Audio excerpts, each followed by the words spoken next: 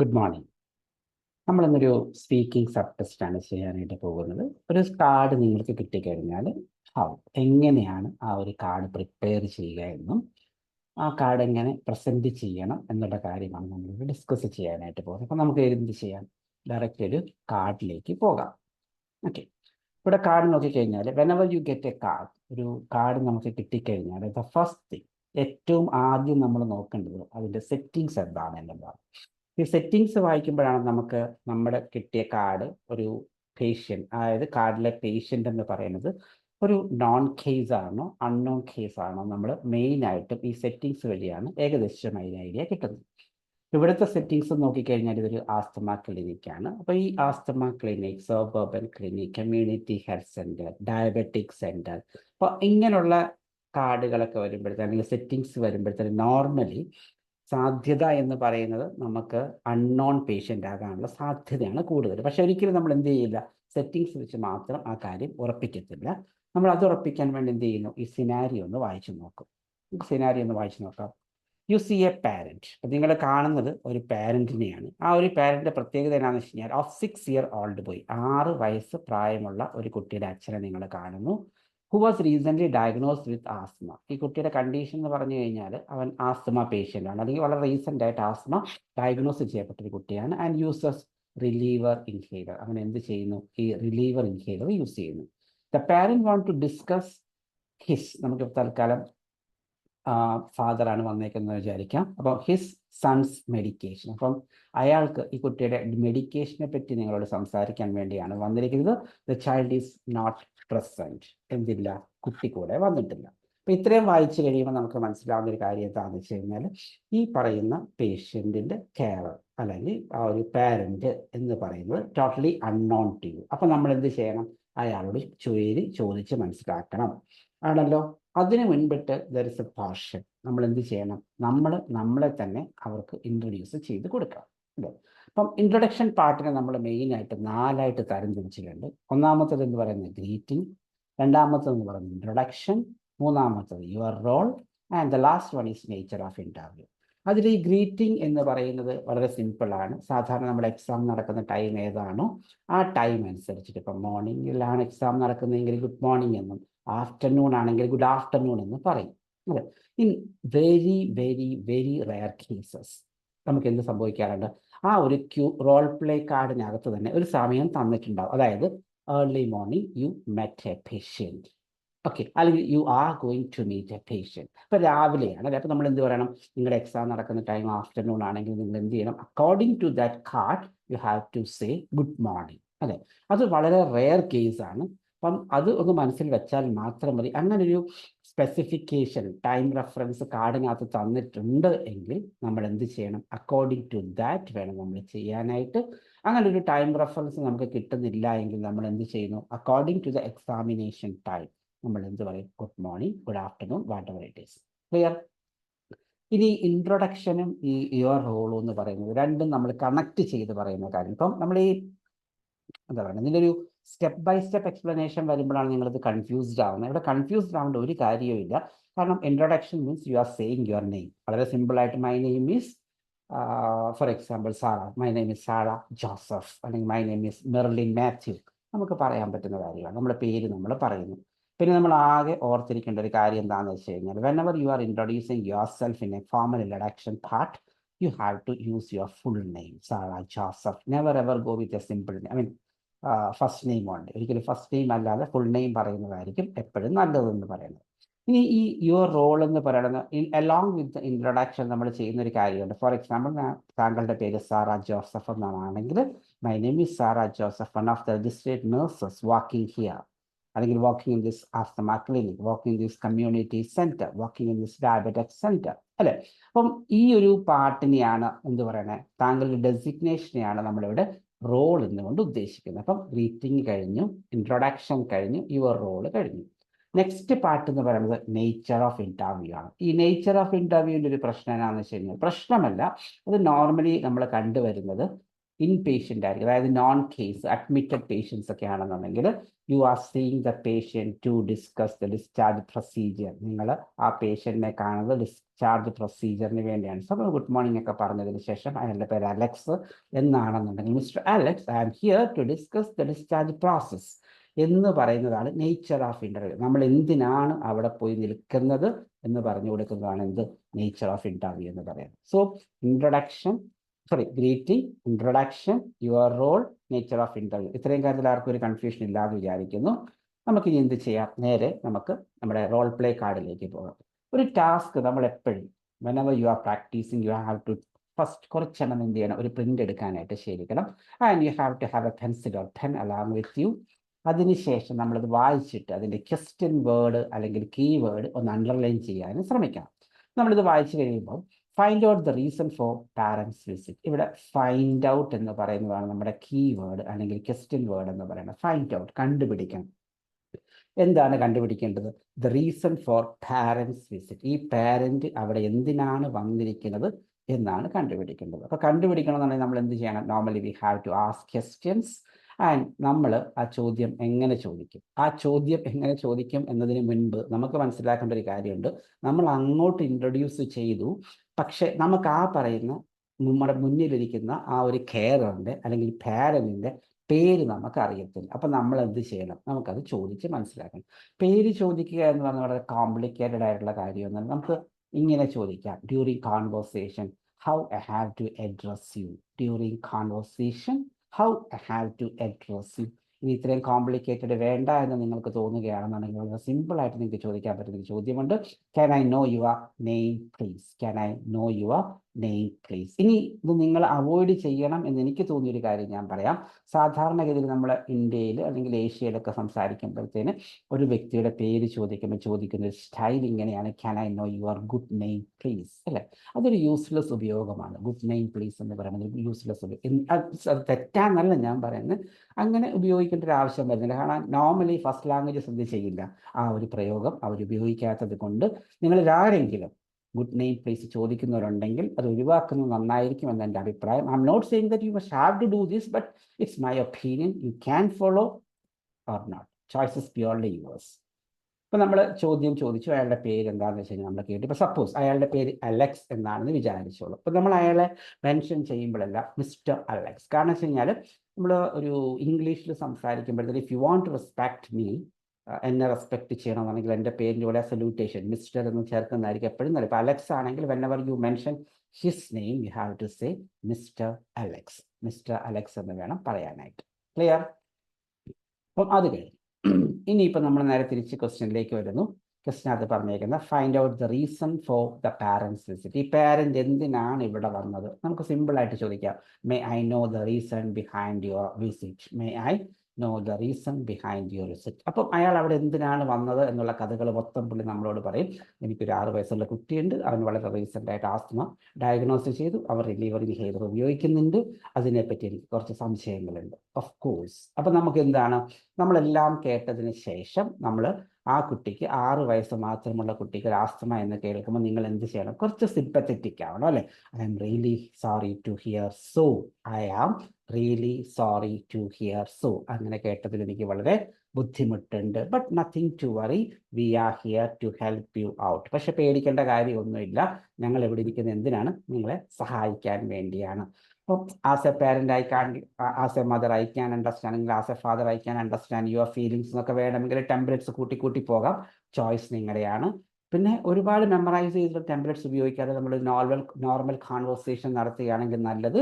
അതല്ല, നമുക്ക് അങ്ങനെ ചെയ്യാനുള്ള കേപ്പബിലിറ്റി കുറവാണെങ്കിൽ it's better you can memorise. But ഇത് പറയുമ്പോൾ നിങ്ങൾ ഓർത്തിരിക്കേണ്ട ഒരു കാര്യം എന്താണെന്ന് വെച്ച് കഴിഞ്ഞാൽ, നമ്മൾ ബാക്കിയുള്ള പോർഷൻസ് പറയുമ്പോൾ നമ്മൾ ഒരുപാട് ഹമ്മിങ്സോട് പറയുകയും ഈ ടെംപ്ലേറ്റ് ഭയങ്കര ഫാസ്റ്റായിട്ട് പറയുകയും ചെയ്യുമ്പോൾ നമുക്ക് പെട്ടെന്ന് മനസ്സിലാവുന്ന ഒരു കാര്യമുണ്ട്, ഇത് ടെംപ്ലേറ്റ് ആണ്, മെമ്മറൈസ്ഡ് വണ്ണാണെന്ന് മനസ്സിലാവും, അല്ലേ?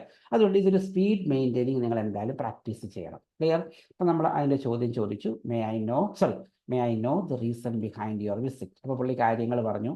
അടുത്ത നമുക്ക് അറിയേണ്ടത് എന്താണ്? ഫൈൻഡ് ഔട്ട്, വീണ്ടും കണ്ടുപിടിക്കണം. എന്താണ്?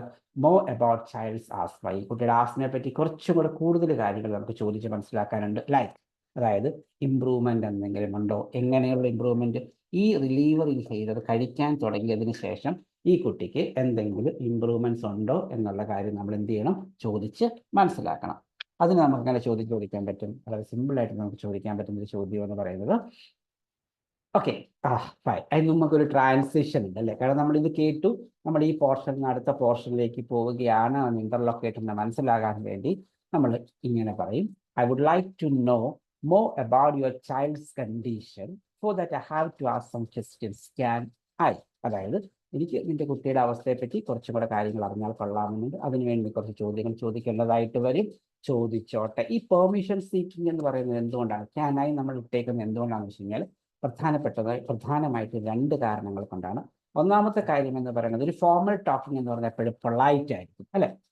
So whenever you do something you should need seek permission അല്ലെ, നമ്മൾ പെർമിഷൻ ചോദിക്കുക. അതുകൊണ്ട് ക്യാൻ ഐ ഒന്നാമത്തെ കാര്യം. ഇനി രണ്ടാമത്തെ കാര്യം എന്താണെന്ന് ചോദിച്ചു കഴിഞ്ഞാൽ, നമ്മൾ ഈ ഒരു മാർക്കിംഗ് ക്രൈറ്റീരിയ പരിശോധിക്കുമ്പോൾ നമുക്ക് മനസ്സിലാവുന്ന ഒരു കാര്യം, ഇൻഫർമേഷൻ ഗിവിങ്, നമ്മൾ അങ്ങോട്ട് പറയുന്ന കാര്യങ്ങൾക്ക് എന്തുണ്ട്, സ്കോർ ഉണ്ട്. അതുപോലെ തന്നെ ഇൻഫർമേഷൻ ഗ്യാതറിങ്, അവരിൽ നിന്ന് നമ്മൾ ഇങ്ങോട്ട് എടുക്കുന്ന ഇൻഫർമേഷൻ എന്തുണ്ട്. ഇവിടെ നമ്മൾ ക്യാൻ ഐ എന്ന് ചോദിച്ചു കഴിഞ്ഞാൽ യെസ് എന്ന് അയാൾ പറയുമ്പോൾ ഇൻഫർമേഷൻ ഗ്യാതറിങ് തന്നെയാണ് നമുക്ക് ആ കാറ്റഗറിയിൽ അതിനെ പെടുത്താനായിട്ട് സാധിക്കും. സോ രണ്ടാമത്തെ കാര്യമാണ്. ഈ വിട്ടുപോയൊരു കാര്യം മൂന്നാമത്തെ എന്താണെന്ന് ചോദിച്ചു കഴിഞ്ഞാൽ, നമുക്കറിയാം ഇതൊരു റോൾ പ്ലേ കാർഡാണ് അല്ലെ. ഈ റോൾ പ്ലേ കാർഡിനകത്ത് ഒരിക്കലും വൺ സൈഡ് ടോക്കിങ്ങിലേക്ക് പോകരുത്. നമ്മൾ മാത്രം സംസാരിച്ചു കൊണ്ടിരിക്കുക, അത് വൺ സൈഡ് ടോക്കിംഗ് ആണ്. നമുക്കുള്ളൊരു തെറ്റിദ്ധാരണയും അതാണ്. അതായത് I am the one who is going to be assessed, so I have to talk for the entire 5 minutes. ഇതൊരു തെറ്റിദ്ധാരണയാണ്. അതായത് അസസ് ചെയ്യപ്പെടുന്നത് ഞാനായതുകൊണ്ട് ഞാൻ എന്ന് പറയുന്ന വ്യക്തി 5 മിനിറ്റ് നേരം മുഴുവൻ സംസാരിച്ചാലും നിങ്ങൾക്ക് ഒരിക്കലും ബി സ്കോർ കിട്ടണമെന്ന് ഒരു നിർബന്ധവുമില്ല.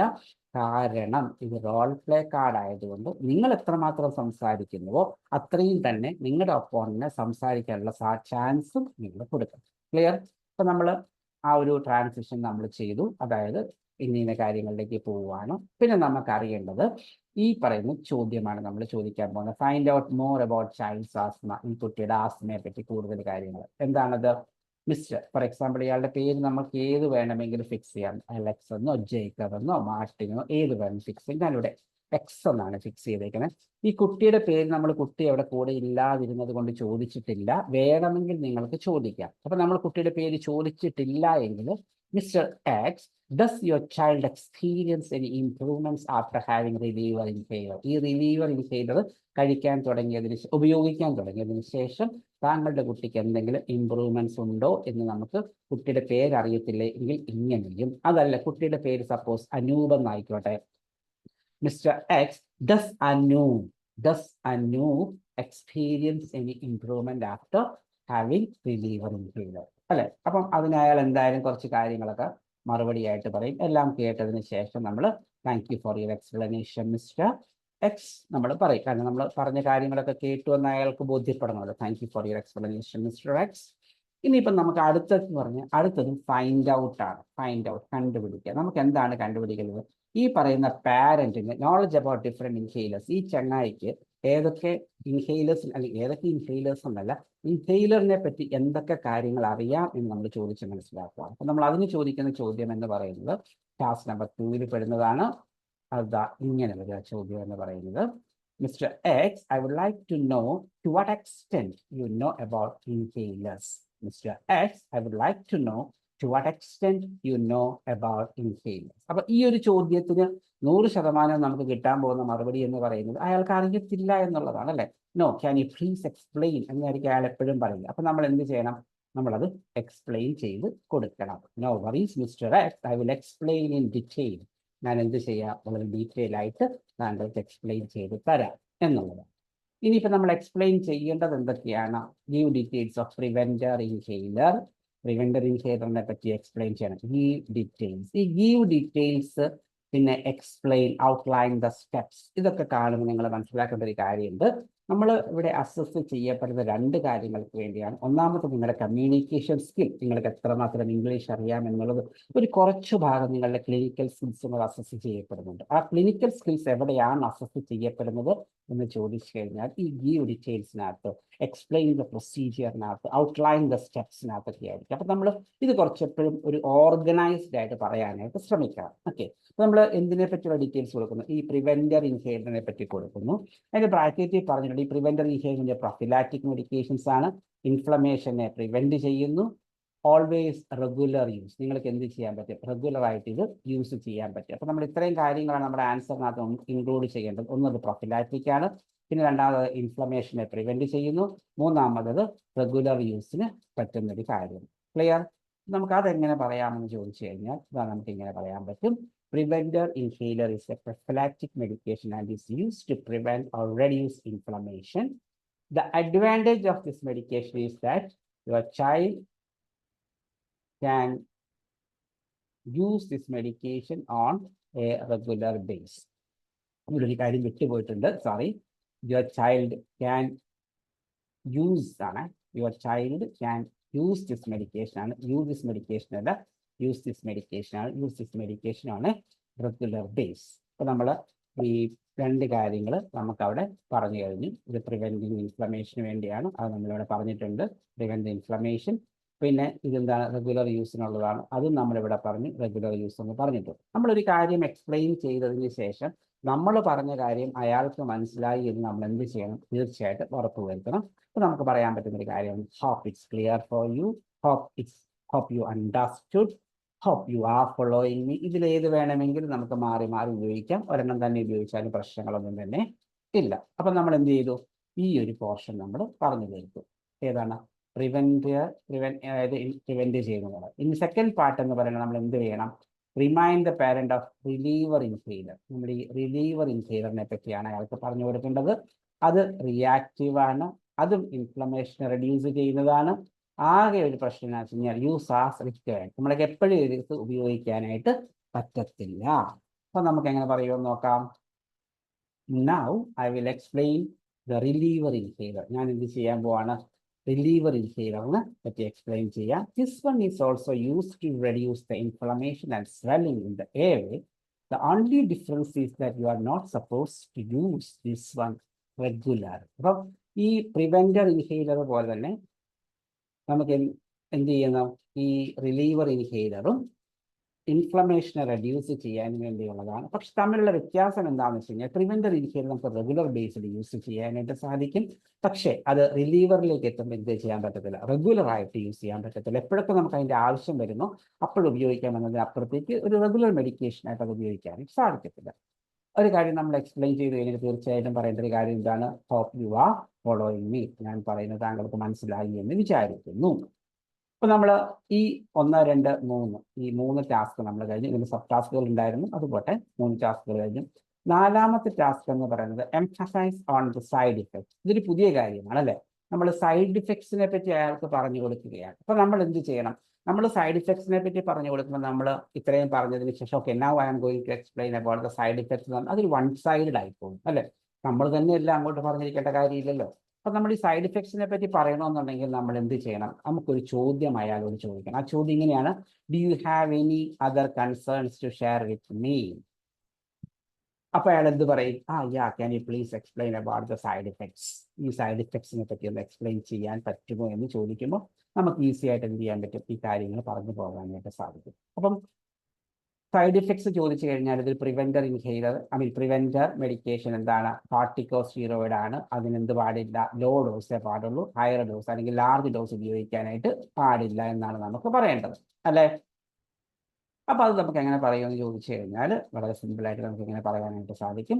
Task number 3, of course mister X, I will explain in detail. അപ്പൊ നമ്മളോട് അയാൾ ചോദിച്ചത് can you please explain the side effects of this medication എന്ന് പറയുമ്പോൾ യാ വിത്ത് പ്ലഷർ എന്നോ അല്ലെങ്കിൽ നമുക്ക് of course mister X I will explain in detail എന്നോ എന്തായാലും നമ്മൾ അതിനൊരു പോസിറ്റീവായിട്ട് എടുത്ത ഏത് പോസിറ്റീവ് വേർഡാണോ നിങ്ങളുടെ മനസ്സിൽ വരുന്നത് നമുക്ക് യൂസ് ചെയ്യാനായിട്ട് സാധിക്കും. Yeah of course I will explain എന്നോ with pleasure I will explain എന്നോ it's a nice question which I would like to give a detailed explanation എന്നോ അങ്ങനെ എന്ത് വേണമെങ്കിലും നമുക്ക് പറയാനായിട്ട് സാധിക്കും. കുഴപ്പമൊന്നുമില്ല. ആകെ ഒരു കാര്യം, നിങ്ങൾ അത് പറഞ്ഞു കൊടുക്കുന്നതിൽ സന്തുഷ്ടനാണ് സന്തുഷ്ടയാണ് എന്നുള്ളൊരു എക്സ്പ്രഷൻ അവിടെ വീഴണം. അത്ര മാത്രമേ ഉള്ളൂ.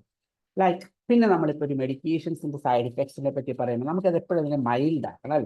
സൈഡ് ഇഫക്ട്സ് ഉണ്ടെങ്കിൽ പോലും പേഷ്യൻറ്റിനോട് പറയുമ്പോൾ നമ്മൾ വളരെ സോഫ്റ്റ് ആയിട്ട് പറയേണ്ടത് കൊണ്ട് നമ്മൾ പറയും this like any other medication in the world this also has A mild side effects. അതായത് മറ്റ് എല്ലാ മെഡിസിൻസ് പോലെയും ഇതിന് എന്തുണ്ട്, മൈൽഡ് ആയിട്ടുള്ള സൈഡ് ഇഫക്ട്സ് ഉണ്ട്. അതെന്താണെന്ന് ചോദിച്ചു കഴിഞ്ഞാൽ this medication comes under corticosteroid medication, so you are not supposed to use it in a large doses. ഇതെന്താണ്, കോർട്ടിക്കോസ്റ്റീറോയിഡ് മെഡിക്കേഷൻ കാറ്റഗറി പെടുന്നതാണ്. അതുകൊണ്ട് എന്ത് ചെയ്യാൻ പറ്റില്ല, ലാർജ് ഡോസസ് ഉപയോഗിക്കാൻ പറ്റത്തില്ല. ലാർജ് ഡോസ് നമുക്ക് എങ്ങനെ അവോയ്ഡ് ചെയ്യാൻ പറ്റും? I think it's better to use a spacer. നിങ്ങൾ എന്ത് ചെയ്യുക, ഒരു സ്പേസർ യൂസ് ചെയ്യുക, അല്ലേ? അപ്പൊ നമ്മൾ ആ കാര്യവും പറഞ്ഞു.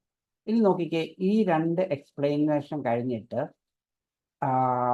എക്സ്പ്ലെയിൻ പിന്നെയും വീണ്ടും വിശദീകരിക്കാൻ പറയുന്നത്. എന്ത് വിശദീകരിക്കാൻ? Benefits of preventer use. അതായത് ഈ പ്രിവെന്റർ ഇനിഷ്യേറ്റീവ് ഉപയോഗിച്ചാലുള്ള ഗുണം അതെന്താണ്? Developing long term protection. നിങ്ങളുടെ കുട്ടിക്ക് ഒരു ലോങ് ടേം പ്രൊട്ടക്ഷൻ ഇതുവഴി കിട്ടും, അല്ലേ? അത് നമ്മളിവിടെ പറയുന്നു. I think it's better to use spacer. On top of that I would like to add one more point. അത് കൂടാതെ ഈ ഒരു എക്സ്പ്ലനേഷൻ എന്ന് പറയുന്ന ഈ ഒരു ബെനിഫിറ്റിനെ പറ്റി നമ്മൾ സംസാരിക്കുകയാണ്. On top of that I would like to add one more point. അതേ പോയിന്റ് എന്താണ്? This medication will provide a long term protection for your child. ഈ മെഡിക്കേഷൻ എന്ത് ചെയ്യുന്നു? നിങ്ങളുടെ കുട്ടിക്ക് ഒരു ലോങ് ടൈം പ്രൊട്ടക്ഷൻ അല്ലെങ്കിൽ ലോങ് ടേം പ്രൊട്ടക്ഷൻ കൊടുക്കും. അപ്പോൾ നമ്മളൊരു കാര്യം എക്സ്പ്ലെയിൻ ചെയ്ത് കഴിഞ്ഞു. അപ്പോൾ അയാൾക്ക് മനസ്സിലായോ എന്ന് ചോദിക്കണം. നമ്മൾ ആദ്യം ചോദിച്ച hope it's clear for you എന്നാണ്. ഇപ്പം നമ്മൾ കുറച്ചും കൂടെ മാറ്റിയിട്ട് ഹോപ്പ് യു അണ്ടർസ്റ്റുഡ്, നിനക്ക് മനസ്സിലായി എന്ന് വിചാരിക്കുന്നു എന്നതാണ്. ഓക്കെ, പിന്നെന്തുവാണ്? Find out any other concerns. ഇവിടെ നമ്മൾ എന്ത് ചെയ്യിക്കണം? Do you have any other concerns to share with me? Do I have to explain anything more? ഏത് വേണമെങ്കിലും ചോദിക്കാം. ഓക്കെ, നമ്മൾ കൺസേൺ അയാളുടെ വീടിന് ചോദിക്കും. അപ്പം നമ്മൾ ഈ കൺസേൺ അയാളുടെ ചോദിക്കുമ്പോൾ തീർച്ചയായിട്ടും അയാൾ ചോദിക്കാൻ പോകുന്ന കാര്യം എന്താണെന്ന് വെച്ച് കഴിഞ്ഞാൽ അവൻ്റെ കുട്ടിക്ക് സ്പോർട്സിനൊക്കെ താല്പര്യമാണ്, അല്ലെങ്കിൽ ഗെയിംസിലൊക്കെ പങ്കെടുത്താൽ കൊള്ളാമെന്നുണ്ട്. അപ്പോൾ അവനൊരു നോർമൽ ലൈഫ് പോസിബിൾ ആണോ എന്നുള്ള കാര്യം ചോദിക്കും. അപ്പം നമ്മൾ എന്താണ്, stress the importance of child living A normal life. എന്ത് ചെയ്യുക, ഈ കുട്ടി ഒരു നോർമൽ ലൈഫ് ജീവിക്കുന്നതിന് ഒരു കുഴപ്പവും ഇല്ല എന്ന് നമ്മൾ പറഞ്ഞു കൊടുക്കണം. ആകെ നമ്മൾ ശ്രദ്ധിക്കേണ്ട കാര്യം എന്താണ്? Appropriate use of reliever inhaler. ഈ മര്യാദയ്ക്ക് എന്ത് ചെയ്യണം? ഈ ഇൻഹേലേഴ്സ് ഉപയോഗിക്കണം. ക്ലിയർ? അത് നമുക്ക് എങ്ങനെ പറയാമെന്ന് ചോദിച്ചു കഴിഞ്ഞാൽ അത് നമ്മൾ കുറച്ചും കൂടെ ജനറലൈസ് ചെയ്തിട്ട് വിട്ടുപോയൊരു കാര്യമുണ്ട്. Advice on frequency. നമ്മൾ ഈ ഒരു ഫ്രീക്വൻസിയെ പറ്റി നമ്മൾ പറഞ്ഞു കൊടുക്കണം. അത് എപ്പോഴൊക്കെയാണ് ഈ മെഡിക്കേഷൻ കഴിക്കേണ്ടത്. I would like to explain the frequency of this medication. Can I? Okay, നമ്മൾ ആ ചോദ്യം ചോദിച്ചു. അപ്പം ഫ്രീക്വൻസി അയാൾ പറഞ്ഞതിന് ശേഷം നമ്മൾ എന്ത് ചെയ്യുന്നു? You can have this medication twice a day. അതായത് മോർണിംഗിൽ ഈവനിങ്, അത് അവരുടെ സൗകര്യമല്ല, എപ്പോൾ എടുക്കാമെന്നുള്ള വരും. അപ്പം നമ്മൾ സിമ്പിളായിട്ട് പറഞ്ഞാൽ മതി, you have to have this medication, you have to take this medication twice a day. നിങ്ങൾ ഈ ഒരു മെഡിക്കേഷൻ ഡെയിലി 2 പ്രാവശ്യം എടുക്കണം. പിന്നെ എന്തെങ്കിലും ചോദ്യങ്ങളുണ്ടോ? അപ്പോൾ ഈ ചോദ്യം വന്നു, അതിനുള്ള ആൻസറാണ് നമ്മളിപ്പോൾ പറയാൻ പോകുന്നത്. Of course, Mr. X, like any other child in the world, your child also can lead a normal life. ഈ ലോകത്തുള്ള മറ്റെല്ലാ കുട്ടികളെ പോലെയും താങ്കളുടെ കുട്ടിക്ക് എന്ത് ചെയ്യാൻ പറ്റും? ഒരു നോർമൽ ലൈഫ് ലീഡ് ചെയ്യാനായിട്ട് സാധിക്കും. ഇനി അവിടെ ഒരു നമുക്ക് കുറച്ചും കൂടെ എക്സ്പ്ലനേഷൻ വേണം, ടൈം ഉണ്ട് എന്ന് തോന്നിക്കഴിഞ്ഞാൽ നമ്മൾ എന്ത് ചെയ്യുക? You can say like this: he can participate in games, he can go with exercises, he can do sports. നമുക്ക് അങ്ങനെ എക്സ്പ്ലെയിൻ ചെയ്യാം. ഇല്ല, നിങ്ങൾക്ക് അങ്ങനെ എക്സ്പ്ലെയിൻ ചെയ്യാൻ താല്പര്യമില്ല എന്നുണ്ടെങ്കിൽ of course mister X, like any other child in the world, your child also can lead a normal life എന്ന് പറഞ്ഞിട്ട് നിർത്താം. അത് കഴിഞ്ഞിട്ട് നോർമൽ ലൈഫ് ലീഡ് ചെയ്യണമെന്നുണ്ടെങ്കിൽ കണ്ടീഷൻ ഒന്നുണ്ട്. The only thing that you have to make sure that he is taking medication on time. അവൻ ആ medication സമയത്ത് കഴിക്കുന്നുണ്ട് എന്നുള്ള കാര്യം മാത്രം നിങ്ങൾ ഉറപ്പ് വരുത്തിയാൽ മതി, അല്ലേ? ഇനി നമുക്ക് പറയാനുള്ളത് എന്താണ്? Suggest another review. അപ്പം ആ കുറിച്ച് തന്നെ പറയേണ്ട കാര്യമാണ് റിവ്യൂ വരണമെന്നുള്ളത്. ഓക്കെ, അപ്പം നമ്മൾ എന്ത് ചെയ്യാൻ പോകുന്ന വെച്ചാൽ ഇതിനെ ഈ പറയുന്ന ഒരു സജഷൻ അനദർ റിവ്യൂവിനെ നമ്മൾ കൺക്ലൂഷനുമായിട്ട് മിക്സ് ചെയ്ത് പറയാനായിട്ട് പോകും. എനിക്ക് നമുക്ക് നോക്കാം അതെങ്ങനെയാണ് പറയണത്. അതിന് മുമ്പിട്ട് നമുക്ക് ഒരു ചോദ്യം കൂടെ ചോദിക്കാം. ഇയാൾക്ക് എന്തെങ്കിലും നമ്മളോട് ചോദിച്ച് മനസ്സിലാക്കാനായിട്ടുണ്ടോ? Do you have any other concerns to share with me? ഇപ്പോൾ തീർച്ചയായിട്ടും നമ്മളോട് പറയാൻ പോകുന്ന കാര്യം ഇല്ല എന്നുള്ളതാണ്. അപ്പോൾ നമ്മൾ പറയും hope you will follow my instructions. കാരണം നമ്മൾ കുറച്ച് ഇൻസ്ട്രക്ഷൻസ് കൊടുത്തിട്ടുണ്ടല്ലോ. സൈഡ് എഫക്ട്സിനെ പറ്റി കൊടുത്തിട്ടുണ്ട്, ഫ്രീക്വൻസിയെ പറ്റി കൊടുത്തിട്ടുണ്ട്, അങ്ങനെയുള്ള കാര്യങ്ങളൊക്കെ പറഞ്ഞിട്ടുള്ളതുകൊണ്ട് hope you will follow my instructions and will come for the review with your child after 6 weeks. അതായത് നീ നിന്റെ കുട്ടിയുമായിട്ട് 6 ആഴ്ചകൾക്ക് ശേഷം റിവ്യൂവിന് വരുമെന്ന് ഞാൻ പ്രതീക്ഷിക്കുന്നു. Thank you mister. അതായത് നോർമലി നമ്മൾ ചെയ്യുന്ന ഒരു മിസ്റ്റേക്ക് എന്താണെന്ന് വെച്ചാൽ ഇൻട്രൊഡക്ഷൻ ഒക്കെ നമ്മൾ വളരെ ഭംഗിയായിട്ട് ചെയ്യും, പക്ഷേ ഈ കൺക്ലൂഷൻ ഉണ്ടാവത്തില്ല. ഒരു കോൺവേഴ്സേഷൻ്റെ ഇൻട്രൊഡക്ഷൻ എത്രമാത്രം ഇമ്പോർട്ടൻ്റ് ആണോ അത്രയും ഇമ്പോർട്ടൻ്റ് ആണ് ഈ കൺക്ലൂഷൻ എന്ന് പറയുന്നത്. അപ്പം ഈ കൺക്ലൂഷൻ എന്ന് പറയുന്നപ്പോൾ ഓരോ ക്വസ്റ്റ്യനെയും അല്ലെങ്കിൽ ഓരോ കാർഡിനെ അനുസരിച്ച് മാറിക്കൊണ്ടേയിരിക്കും. അപ്പോൾ ആ കാർഡ് അനുസരിച്ച് നിങ്ങൾക്ക് എന്ത് ചെയ്യണം, ഒരു കോൺക്ലൂഷൻ പ്രിപ്പയർ ചെയ്യാനായിട്ട് സാധിക്കും. ക്ലിയർ? അപ്പോൾ ഐ തിങ്ക് നിങ്ങൾക്ക് സംശയമൊന്നുമില്ല എന്ന് വിചാരിക്കുന്നു. ഓക്കെ, അടുത്ത കാർഡിൻ്റെ എക്സ്പ്ലനേഷനുമായിട്ട് എത്രയും വേഗം എത്താം എന്നുള്ള പ്രതീക്ഷയോടെ. Bye, take care.